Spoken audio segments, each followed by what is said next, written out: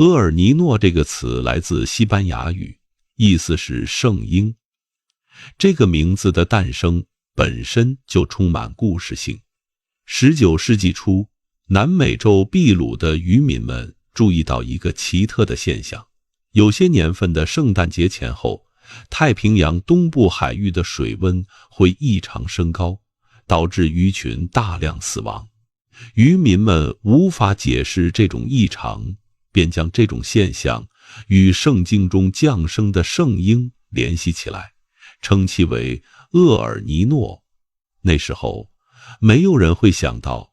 这个看似区域性的渔场现象，会在数十年后成为困扰全球气候系统的重大科学谜题。更没有人会想到，一个渔民口中的命名，会在今天成为新闻联播里频繁出现的词汇，成为决定粮食产量、城市安危乃至世界经济走向的无形之手。要理解厄尔尼诺，首先需要理解我们脚下这颗蓝色星球最基础的气候运作机制。地球的大气和海洋并不是两个独立的系统，它们更像是一对默契十足的舞伴，时刻在进行着能量和物质的交换。海洋储存着太阳辐射的大部分热量，大气则负责将这些热量在全球范围内重新分配。当这两者和谐共舞时，地球的气候就维持着相对稳定的节律。但当它们的舞步出现错位时，厄尔尼诺就可能悄然登场。在正常年份，太平洋上吹拂着恒定的信风，这些信风像是地球设置的一台巨型抽水机，将西太平洋表层的温暖海水源源不断地推向澳大利亚和印度尼西亚方向。在西太平洋，大量温暖的海水聚集，海面高度甚至比东太平洋高出数十厘米。与此同时，在赤道东太平洋地区，为了补充被吹走的表层暖水，来自海洋深处的冷水不断向上涌升，带来了丰富的营养物质，也维持着赤道东太平洋相对低温的状态。这种海温分布格局是地球气候系统正常运转的基础。正是这种正常状态创造了秘鲁沿海举世闻名的渔场。当深海的营养冷水涌上来时，浮游生物大量繁殖，以浮游生物为食的鱼类随之繁盛。数百万吨的渔获从这里流向全球市场，滋养着远在万里之外的餐桌。这片海域每年创造的渔业产值高达数十亿美元，是秘鲁经济的支柱之一。然而，厄尔尼诺一旦到来，这台运转良好的海洋机器就会突然短路，其后果远远超出渔场的范畴。当厄尔尼诺发生时，信风这个巨型抽水机会突然减弱，甚至出现短暂的反向吹动。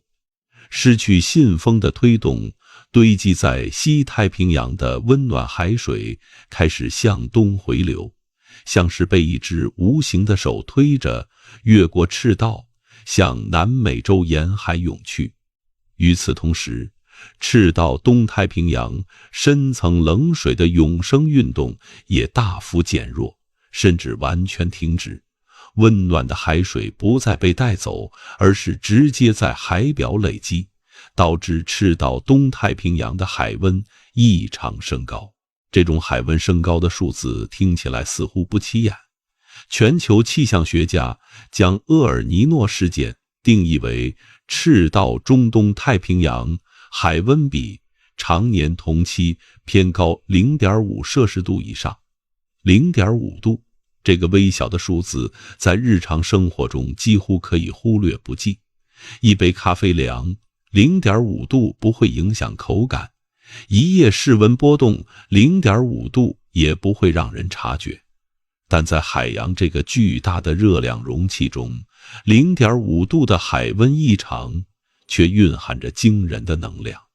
根据科学家们的估算，这 0.5度的升温相当于在整个大气层中注入了数千颗原子弹，同时爆炸释放的能量。这些能量不会凭空消失，它们会加热空气，驱动对流，改变大气环流格局，最终以各种极端天气事件的形式传导到地球的每一个角落。这就是厄尔尼诺最迷人的悖论：一个发生在局部海域的微小温度变化，能够通过大气和海洋的耦合作用，引发改变整个星球气候格局的连锁反应。这不是夸张，而是经过数十年气象观测和理论研究证实的科学事实。理解了这个悖论，就理解了我们今天要探讨的所有现象的底层逻辑。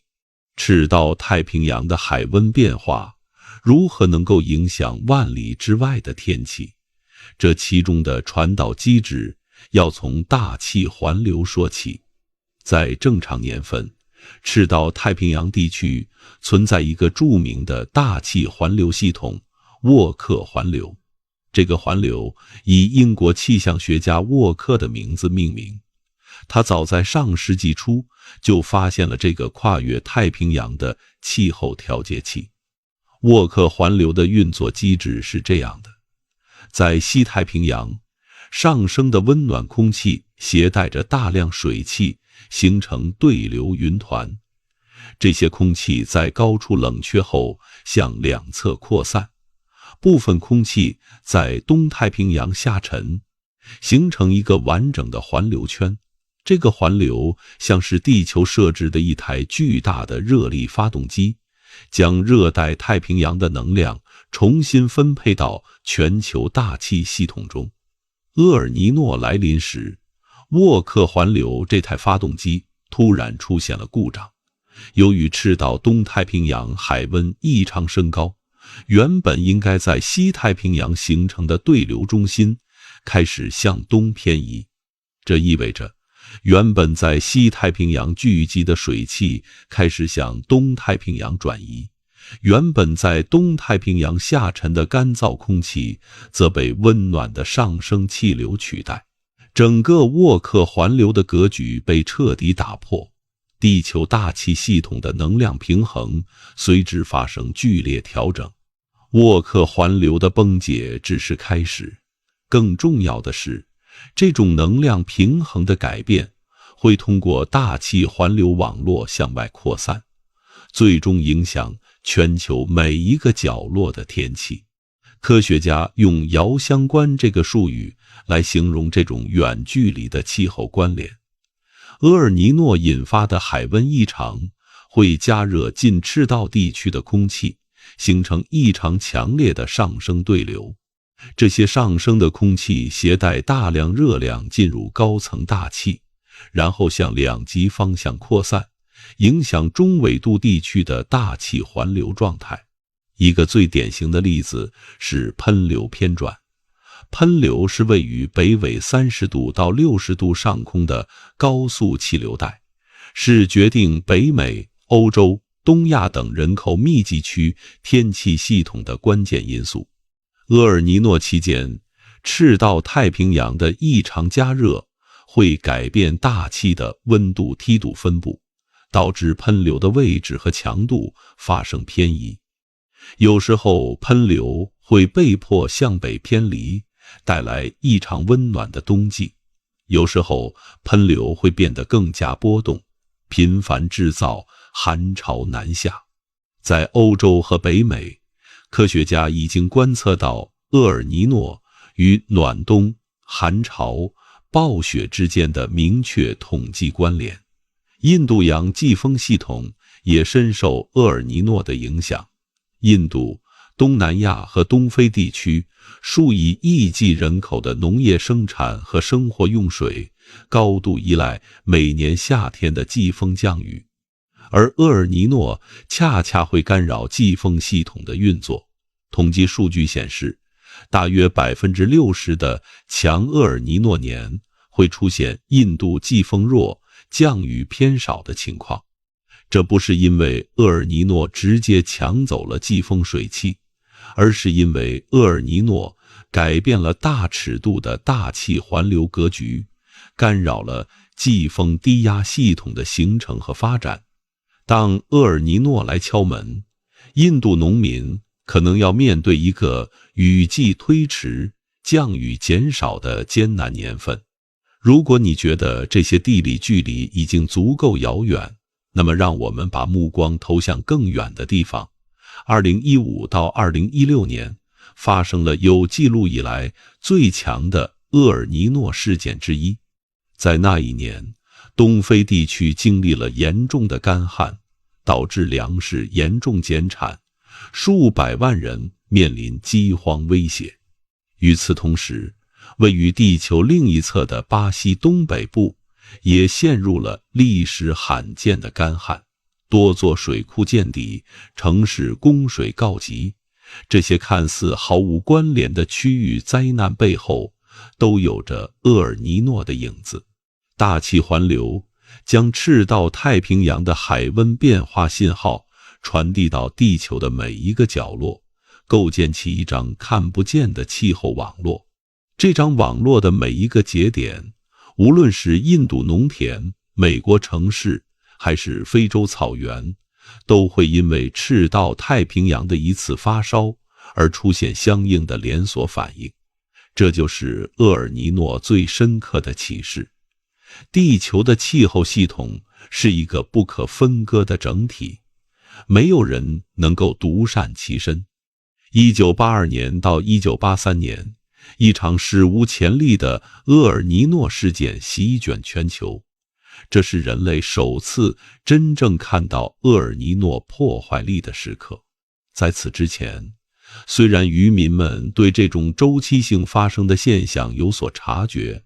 但科学界对厄尔尼诺的理解还停留在模糊的描述阶段。这次事件改变了一切。那一年的南美洲西海岸，暴雨来得异常猛烈，秘鲁遭遇了前所未有的洪涝灾害，大量房屋被冲毁，基础设施损毁严重。而在地球的另一侧，澳大利亚正在经历着截然不同的灾难。前所未有的干旱席卷了大陆东部，数百万头牲畜死亡，森林大火蔓延了数月之久。印度次大陆的雨季出现严重偏差，降雨量骤降至历史最低点，农业生产遭受重创。非洲之角的肯尼亚和埃塞俄比亚正陷于严重的干旱和人道主义危机之中。这场灾难造成的全球经济损失高达130多亿美元，在那个年代，这是天文数字般的损失。这场灾难最重要的遗产，是让人类第一次意识到，厄尔尼诺不仅仅是一个区域性现象，而是能够影响全球气候系统的庞然大物。在此之前，各国气象部门各自为政，对厄尔尼诺的预报和监测缺乏国际协作。这次事件之后，联合国环境规划署和世界气象组织联合推动了国际厄尔尼诺观测网的建立，各国开始共享海洋浮标数据、卫星观测资料和气象预报模型，全球协作监测厄尔尼诺的时代由此开启。时隔15年，1997年到1998年，又一场超级厄尔尼诺来袭。这一次，人类的预警系统已经初步建立起来，但这场灾难的规模和范围仍然超出了所有人的预期。在中国云南，咖啡种植区遭遇了毁灭性的打击。由于厄尔尼诺导致的降雨异常和温度变化，咖啡豆产量骤降，部分年份甚至出现绝收的情况。云南的咖农们第一次真切地感受到，远在南美洲海岸的海水温度变化是如何直接转化为他们手中的经济损失。东非地区在1997年经历了严重的瘟疫蔓延，干旱导致的粮食短缺使得营养不良人口大幅增加，而这些人口正是各种传染病最容易攻击的目标。霍乱、疟疾等疾病在难民营中蔓延，造成了大量本可避免的死亡。在墨西哥坎昆海域，一场珊瑚白化事件正在进行。海水温度的异常升高导致共生藻类离开珊瑚组织，失去这些五彩斑斓的藻类提供营养，珊瑚逐渐变白、虚弱，最终走向死亡。墨西哥加勒比海沿岸的珊瑚礁群落在那几年里损失了超过一半的覆盖面积。1997到1998年的厄尔尼诺事件催生了现代厄尔尼诺预警系统的雏形，各国气象部门开始尝试提前发布厄尔尼诺预警，为农业、水资源管理和防灾减灾争取宝贵的准备时间。科学家们意识到，虽然无法阻止厄尔尼诺的发生，但至少可以争取时间，让社会做好应对准备。进入21世纪，厄尔尼诺事件的记录越来越丰富，科学家对它的理解也越来越深入。2015到2016年是有仪器记录以来最强的厄尔尼诺事件之一。这一次，科学家提前数月就发出了预警，各国政府也开始将厄尔尼诺预警纳入常态化的防灾减灾体系。然而，当事件真正发生时，其强度仍然超出了所有模型的预测。全球多地同时经历了极端天气事件，菲律宾干旱、澳大利亚洪灾、印度热浪、阿根廷暴雨。这场全球气候的多米诺骨牌效应比任何人预期的都要猛烈。厄尔尼诺的历史也是人类社会从被动挨打到主动应对的认知觉醒史。每一场灾难都在推动科学进步，每一次惨重损失都在催生更完善的预警机制。今天，我们能够比较准确地预报厄尔尼诺的生成和演变，这背后是数十年的观测积累、理论研究和技术进步。但这种进步是否足够？答案恐怕并不乐观。厄尔尼诺年最典型的三件套：雨季更涝，旱季更旱，高温更极端。这不是某个人的主观臆断，而是数十年气象数据统计分析得出的铁律。每当厄尔尼诺来敲门，天气似乎总是喜欢走极端。一向湿润的地区变得更加湿润，一向干燥的地区则面临更严峻的干旱威胁。一贯温和的季节变得异常暴躁，炎夏更热，寒冬更冷。这些看似矛盾的极端现象背后其实有着统一的逻辑。要理解这个逻辑，我们需要重新认识水汽在地球气候系统中的角色。大气中的水汽是气候系统的血液，它们在海洋蒸发、大气输送、陆地降雨的这个巨大循环中不断流动，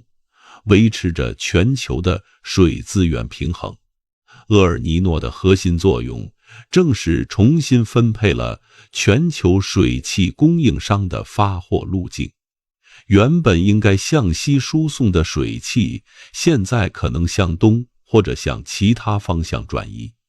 原本在某个地区聚集的降雨，现在可能转移到数百甚至数千公里之外。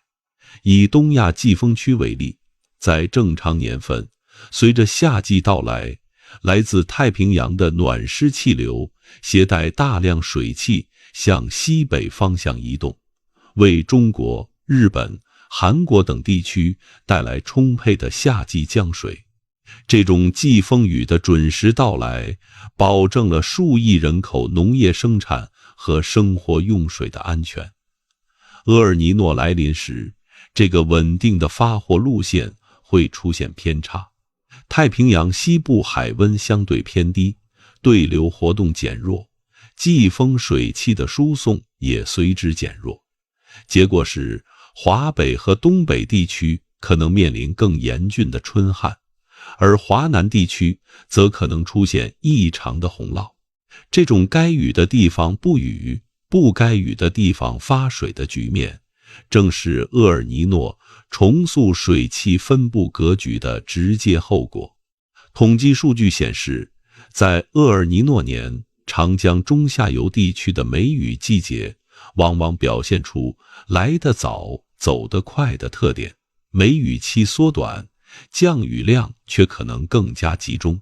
这种变化看似是降雨模式的微调，实则对农业生产影响深远。长江流域是中国最重要的稻米产区，水稻生长对水分的需求极为精确，插秧期缺水会导致秧苗枯死，抽穗期缺水则直接影响产量。厄尔尼诺对梅雨的干扰恰恰作用在水稻生长最敏感的时期，造成的农业损失往往是隐性的，没有洪涝的视觉冲击，没有飓风的惊心动魄，却在不知不觉中削减着粮仓的分量。厄尔尼诺对降水的影响已经是足够的挑战，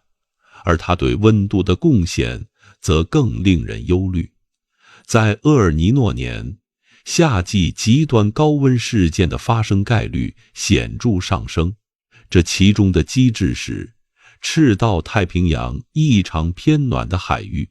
就像是一个持续加热的暖气片，不断向大气层输送额外的热量。虽然这种直接影响在远离太平洋的内陆地区会大幅衰减，但厄尔尼诺导致的大气环流异常会间接加剧高温事件的发生概率和持续时间。在北美和欧洲，多项研究已经证实了厄尔尼诺与极端热浪之间的统计关联。在全球变暖的背景下，厄尔尼诺正让极端天气从100年一遇变成10年一遇，乃至年年见。过去，人们习惯于用多少年一遇来描述极端天气事件，50年一遇的洪涝，100年一遇的高温，这些词汇暗示着这些事件的罕见性和低发生概率。然而，随着全球变暖的持续叠加，厄尔尼诺似乎正在突破地球气候的安全边界。那些曾经被冠以100年一遇的极端事件，现在可能每隔10年就会出现一次。那些曾经被认为不可能的气候状态，正在从新闻变成常态。我们已经站在气候常态重构的门槛上，这不是危言耸听，而是基于观测数据的科学判断。过去10年间创下的温度记录数量呈指数级上升，极端天气事件的新闻频率也在同步攀升。这背后既有全球变暖的长期趋势在推动，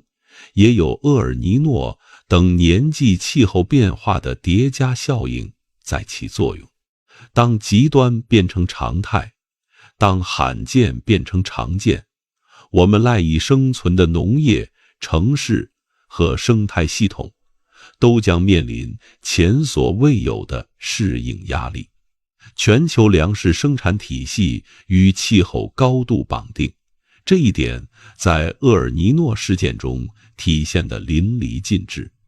小麦、水稻、玉米这3种全球最重要的主粮，其产量和价格波动与气候异常之间存在着明确的因果链条，而这个链条的另一端恰恰连接着赤道太平洋的海温变化。让我们先来看看小麦。作为全球种植面积最广的粮食作物，小麦的主产区集中在美国大平原、加拿大草原、俄罗斯、东欧平原和中国北方。这些地区看似相距遥远，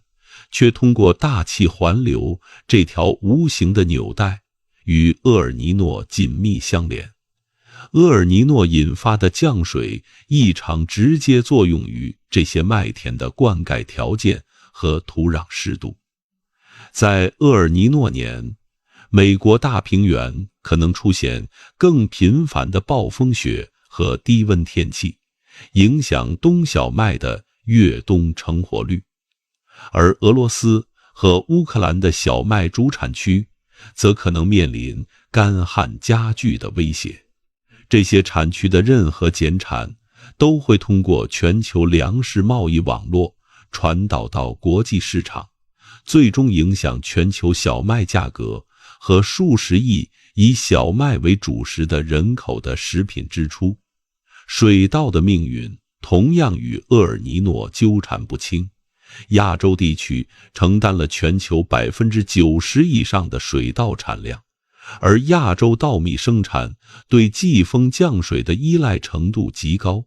厄尔尼诺干扰季风系统运作，恰恰击中水稻生产的要害。统计数据显示，在强厄尔尼诺年，东南亚和南亚地区的稻米产量平均下降5%到10%。这听起来似乎不多，但在全球粮食供需本就紧张的情况下，这5%到10%的缺口可能意味着数千万人面临粮食不安全的风险。厄尔尼诺对农业的影响路径远不止降水和温度这些直接因素，病虫害的爆发是另一个常常被忽视但同样致命的威胁。气候条件的变化会影响害虫的繁殖周期、迁徙路径和爆发规模。有研究显示，在厄尔尼诺年，某些农业害虫的发生面积和危害程度会显著扩大。水稻鸣虫、稻飞虱、玉米螟等主要害虫，在厄尔尼诺年往往表现出更快的繁殖速度和更广的分布范围。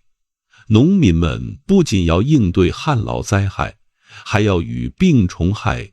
抢收成，这种双重打击往往是毁灭性的。中国作为世界最大的粮食消费国，其粮食安全状况直接影响着14亿人的生活质量。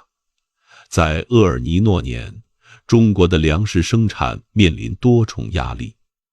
东北地区的玉米和大豆可能在夏季遭遇干旱，影响产量。华北地区的冬小麦可能在春季面临低温冻害。在长江流域，水稻生产可能因梅雨异常而受损。这些局部的影响汇聚起来，可能造成全国粮食产量的显著波动。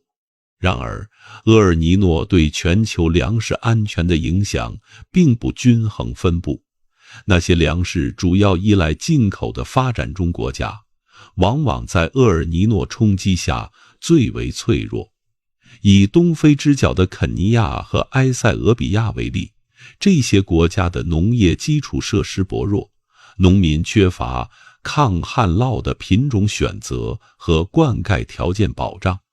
一旦厄尔尼诺导致雨季异常，他们几乎没有回旋余地，只能眼睁睁看着庄稼枯死，饥饿降临。2011年，东非大饥荒造成数十万人死亡，这场灾难的背后就有厄尔尼诺的推波助澜。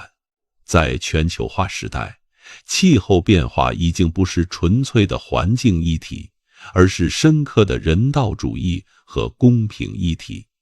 厄尔尼诺的影响从赤道太平洋延伸到最脆弱人群的餐桌。在人类为厄尔尼诺的经济损失担忧时，地球上的其他生命正在以无声的方式承受着这场气候浩劫的后果。珊瑚礁是最直接的受害者之一，而他们的故事足以让人触目惊心。珊瑚礁只占海洋面积的不到1%，却养育了全球1/4的海洋物种，被称为海洋热带雨林。这些五彩斑斓的水下森林为无数海洋生物提供食物、繁殖场所和庇护所，它们的存在维持着整个海洋生态系统的基本运转。然而，珊瑚也是对海温变化最敏感的生物之一。当海水温度异常升高时，珊瑚会做出一个绝望的反应，驱逐体内的共生藻类。这些藻类赋予珊瑚绚丽的颜色和大部分的营养供给，没有它们，珊瑚会逐渐变白。这个过程被称为白化。白化不等于死亡。如果海水温度能够在数周内恢复正常，珊瑚还有机会恢复。但如果在白化发生后海水温度继续异常，或者白化反复发生，珊瑚就可能走向死亡。2016到2017年，一场史诗级的珊瑚白化事件席卷了大堡礁。大堡礁是地球上最大的珊瑚礁系统，绵延2300多公里，由数千个独立礁体组成。在那场白化事件中，超过29%的珊瑚在单一漂白事件中死亡。这是大堡礁有记录以来最惨烈的白化悲剧。科学家的后续调查显示，到2018年，大堡礁的珊瑚覆盖面积已经比2016年下降了约30%。曾经繁盛的珊瑚礁现在变成了珊瑚坟墓。引发这场白化悲剧的正是2015到2016年的超强厄尔尼诺事件。厄尔尼诺导致的西南太平洋海温异常飙升，为珊瑚白化提供了温床。虽然并非每次厄尔尼诺都会引发如此惨烈的白化，但统计数据显示，白化事件与厄尔尼诺之间存在明显的相关性。厄尔尼诺正在成为珊瑚礁面临的最直接威胁之一，而珊瑚礁的存亡又牵动着全球海洋生态系统的未来。不只是珊瑚在发出求救信号，厄尔尼诺引发的干旱正在亚马逊雨林的心脏地带制造着一场生态灾难。亚马逊热带雨林是地球之肺，养育着地球上1/10的物种，储存着大量的碳元素。然而2019年到2020年，亚马逊地区发生了创纪录的大规模火灾，火灾数量和过火面积都刷新了历史记录。这场地球之肺的灼伤削弱了地球调节大气碳含量的能力，其长远后果难以估量。北美西海岸的山火季也在厄尔尼诺的影响下变得越来越漫长和猛烈。加利福尼亚州和俄勒冈州的森林在高温和干旱的双重压力下变成了易燃的火药桶。2018年的坎普山火，2020年的俄勒冈山火，每一次都是生态系统的惨烈浩劫。数十亿动物在这场无声的战争中失去了生命和家园，而这些灾难与厄尔尼诺导致的气候异常之间存在着剪不断的因果关联。两极地区同样在厄尔尼诺的阴影下艰难喘息。海冰的消融速度在厄尔尼诺年似乎更快，海水的异常温暖正在侵蚀着北极熊、海豹等极地物种的生存根基。企鹅种群在南极半岛的部分区域出现了显著的下降，这与厄尔尼诺导致的食物链紊乱密切相关。地球的生态系统正在被迫重新洗牌。厄尔尼诺不是这场洗牌的唯一推手，全球变暖、栖息地破坏、过度捕捞等因素都在其中扮演着角色。但厄尔尼诺以其不可预测的强度和频率，正在成为生物多样性危机的重要加速器。那些沉默的物种，在人类尚未意识到时，已经悄然消失。它们没有新闻头条，没有社交媒体讨论，只是在某个厄尔尼诺年，因食物短缺或栖息地丧失而逐渐走向灭绝。当我们谈论厄尔尼诺的影响时，不应该只计算经济损失和人类伤亡，还应该记下那些没有声音的受害者。世界银行曾发布估算数据，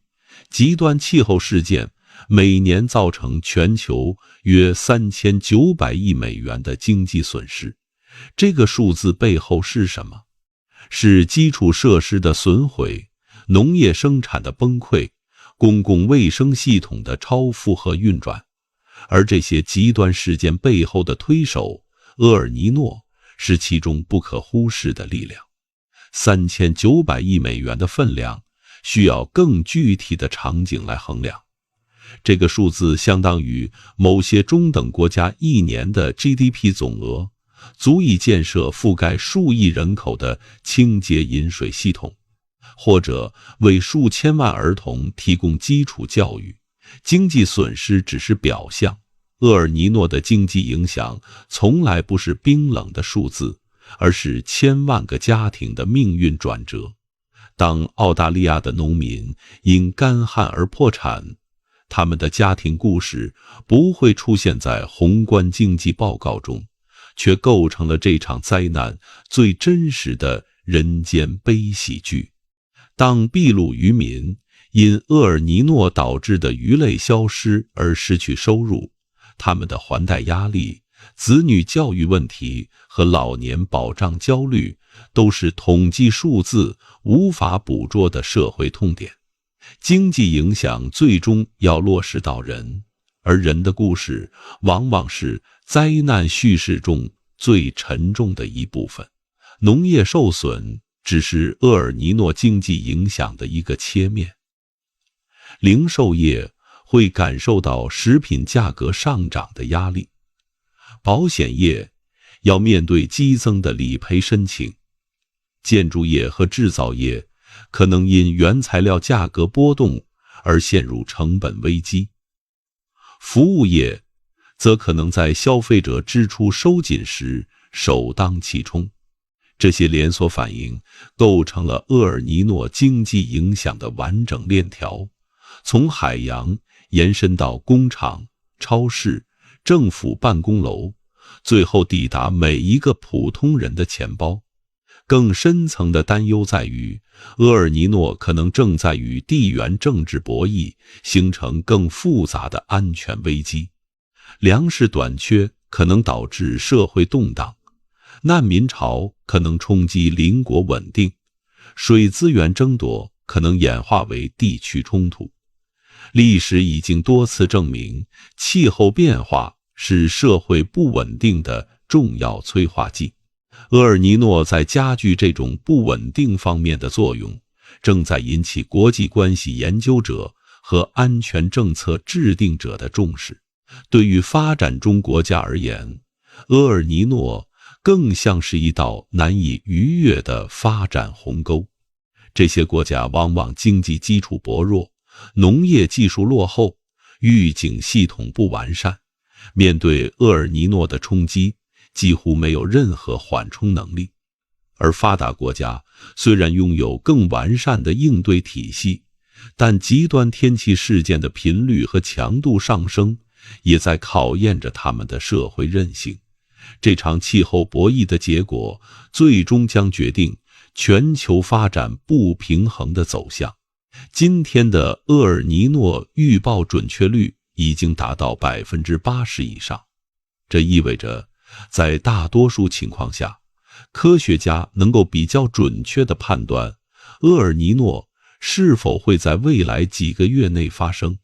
以及它的大致强度和发展趋势。这个进步来之不易，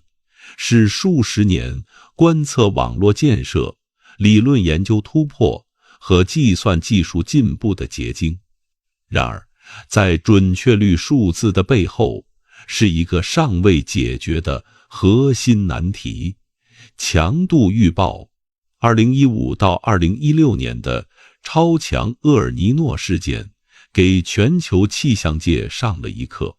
在事件发生前的数月里，几乎所有主流预报模型都预测这将是一次强厄尔尼诺事件，但几乎没有人预测到它会强到有记录以来之最。当事件真正发生时，其海温异常幅度、持续时间和影响范围都超出了模型预测的置信区间。这场预测失误让全球气象界深刻认识到，厄尔尼诺的强度预报仍然是一个巨大的挑战。为什么强度预报如此困难？答案藏在海洋、大气耦合系统的复杂性之中。厄尔尼诺不是简单的海水变暖，而是一个涉及海洋、大气、热盐环流等多个子系统相互作用的高度复杂系统。这个系统具有记忆，过去的状态会影响现在的发展路径。一个弱厄尔尼诺在某些条件下可能演变成强事件，一个强厄尔尼诺在另一些条件下可能中途夭折。这种非线性特征使得简单的线性外推方法难以奏效。温室气体的增暖效应增添了额外的复杂度。随着全球变暖，太平洋的平均海温在上升，这改变了厄尔尼诺发生的背景条件。科学家们发现，在气候变暖的背景下，厄尔尼诺的触发条件可能正在改变，其强度分布也可能正在发生变化。传统的基于历史数据的统计模型，在面对一个正在变化的气候系统时，可能出现系统性偏差。更令人困扰的是，厄尔尼诺每次出场的方式都不完全相同。虽然科学家区分了厄尔尼诺和拉尼娜两种基本类型，但每一次事件都有其独特的个性。海温异常的空间分布不同，发展速度不同，持续时间不同，对全球气候的影响路径也不同。这种多样性使得任何单一模型都难以完美捕捉所有可能的情形。为了克服这些困难，科学家正在从多个方向发起挑战。海洋观测网络是第一个前沿阵地。在太平洋上，数以百计的浮标组成的阿尔戈浮标阵列，像是一个海洋气象站网络，实时监测着海温、盐度和流速的分布。这些数据通过卫星传回地面中心，成为预报模型的关键输入。卫星遥感技术使得科学家能够从太空俯瞰全球海温变化的全貌，捕捉那些在传统观测中可能被遗漏的细节。人工智能和机器学习技术为厄尔尼诺预报带来了新的希望。与传统的物理模型相比， AI 模型可以从海量历史数据中自动学习那些难以用物理方程描述的非线性关系。一些研究团队已经开发出基于深度学习的厄尔尼诺预报模型，在某些方面表现出优于传统模型的能力。当然， AI 模型也有其局限性，它们往往缺乏物理可解释性，在面对极端罕见事件时可能表现不佳。这场与不确定性赛跑的科学竞赛，其意义远远超越了学术本身。每一次预报精度的提升，都意味着政府、企业和公众可以争取更多的准备时间。每一次对厄尔尼诺机制的更深入理解，都可能为应对气候变化提供新的思路。这是一场没有终点的马拉松，但参赛者正在以坚定的步伐向前推进。工业时代之前，厄尔尼诺大约每4到5年造访一次，这个频率维持了数千年，让人类有机会逐渐认识它的规律，适应它的节奏。然而，随着全球变暖的加速，厄尔尼诺的行为模式正在发生微妙而深刻的变化。它似乎变得更频繁了，更强了，也更难以预测了。科学家的观测数据揭示了这种变化的轨迹。在过去的几十年里，厄尔尼诺事件的频率有所上升，而更引人关注的是其强度分布的变化趋势。在全球变暖的背景下，一次厄尔尼诺事件中，赤道太平洋海温异常的峰值正在逐渐升高。这意味着曾经被认定为强厄尔尼诺的事件，在未来的气候条件下，可能只能算作中等强度。而曾经100年一遇的超强事件，其发生概率可能正在显著上升。为什么会发生这种变化？答案与全球变暖改变太平洋的背景温度有关。在全球变暖之前，太平洋的平均海温存在一个相对稳定的基线，厄尔尼诺只是在这个基线上叠加了一个正向异常。当这个基线本身因为温室气体增暖而上升时，厄尔尼诺的触发条件更容易满足，其升级的空间也更大。就像是一个水杯，当它已经装了大半杯水时，再注入一点水就更容易溢出。当地球气候系统已经处于一个偏暖的状态时，厄尔尼诺更容易被激发，更容易升级到极端强度。两者的叠加效应正在突破地球气候的安全边界。这里的安全边界是一个气候科学的概念，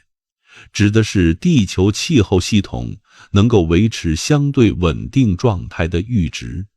一旦越过这些边界，气候系统可能进入一个新的、更不稳定的常态，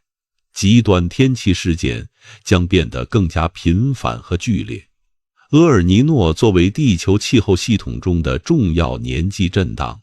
其与全球变暖的相互作用正在推动系统向这些边界靠近。如果全球变暖持续，厄尔尼诺会变成什么样？这是科学家正在努力回答的前沿问题。基于气候模型的预测表明，在本世纪剩余的时间里，厄尔尼诺的频率可能进一步上升，强度可能进一步增强，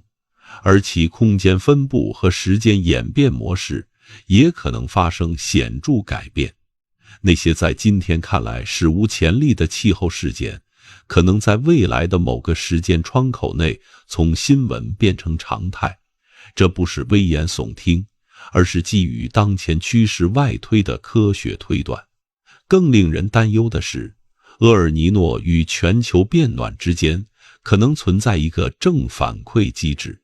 厄尔尼诺导致的热带太平洋海温升高会进一步推动全球变暖，而全球变暖又会为下一次厄尔尼诺提供更有利的发生条件。这两个进程相互加强，构成一个难以打破的循环。要打破这个循环，需要全球范围内大规模的温室气体减排行动，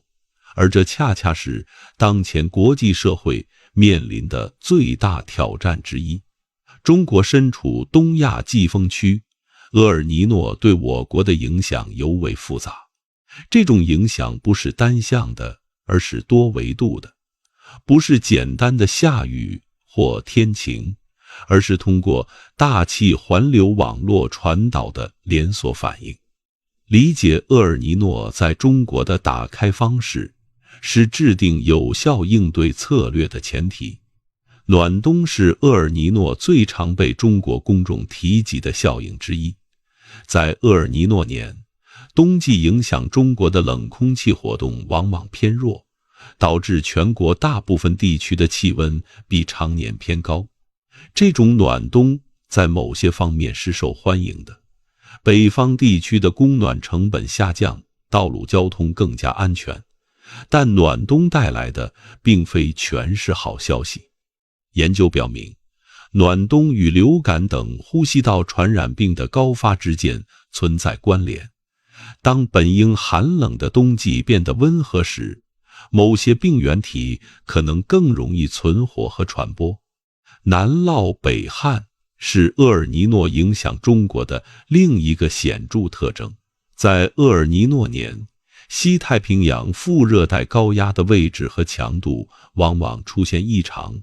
导致季风水汽的输送路径发生改变。华南地区可能出现比常年更多的降雨，而华北和东北地区则可能面临更严峻的干旱。这种降水格局的异常，对中国这样一个水资源分布本就不均衡的国家来说，是额外的挑战。夏季高温是厄尔尼诺带来的另一个隐忧。在全球变暖和厄尔尼诺的共同作用下，中国部分地区夏季最高气温的记录不断被刷新。2023年夏季，华北地区经历了罕见的极端高温天气，多个气象站测得了创纪录的最高温度。这种高温天气不仅威胁着人体健康，还对农业、电力供应和城市运行构成了严峻考验。虽然不能将每一次极端高温都简单归因于厄尔尼诺，但在厄尔尼诺年，类似极端事件的发生概率确实更高。历史数据为这些理论机制提供了坚实的支撑。1998年的特大洪涝至今让无数人记忆犹新。那一年，长江、嫩江、松花江同时发生大洪水，受灾人口数以亿计，直接经济损失数以千亿计。气候回溯分析表明，1997到1998年，强厄尔尼诺导致的大气环流异常，是造成那场洪水的关键因素之一。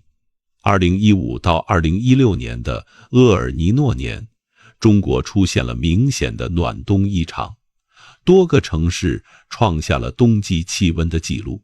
2023年北方极端暴雨背后，同样可以追溯到厄尔尼诺对大气环流的扰动。每一次极端气候事件的新闻标题背后，几乎都有厄尔尼诺的身影。从更宏观的视角审视，厄尔尼诺正在重塑中国的水安全格局、农业布局和城市韧性。水资源安全方面，厄尔尼诺导致的降水格局变化，加剧了中国水资源分布的时空不均衡。北方地区本已面临水资源短缺的困境，厄尔尼诺引发的干旱可能使这一问题雪上加霜。南方地区虽然整体湿润，但厄尔尼诺引发的洪涝风险同样不容忽视。农业布局方面，厄尔尼诺对主要粮食产区的影响正在改变中国农业生产的风险地图。如何在气候不确定性增加的背景下保障粮食安全，是一个需要系统性思考的战略问题。城市韧性方面，极端天气事件的频率上升，对城市基础设施、应急管理和公共服务提出了更高要求。排水系统是否能够应对更强的暴雨？电网是否能够承受更长的极端高温？医疗系统是否准备好应对更频繁的热射病病例？这些问题正等待着答案。对于普通人而言，理解厄尔尼诺不是为了成为气候专家，而是为了更好地理解我们所处的这个世界，以及这个世界正在发生的变化。厄尔尼诺不是远方的新闻，而是此刻正在影响我们日常生活的无形力量。理解它，有助于我们以更理性和更从容的态度面对那些看似无法理解的极端天气新闻。面对厄尔尼诺，个人能做什么？这是一个常常被问到的问题，也是一个需要认真对待的问题。有效的个人行动不是空喊口号，而是从可操作的维度入手，在力所能及的范围内做出贡献。在气候风险认知方面，提升意识是最基础的行动。了解厄尔尼诺的基本原理和可能影响，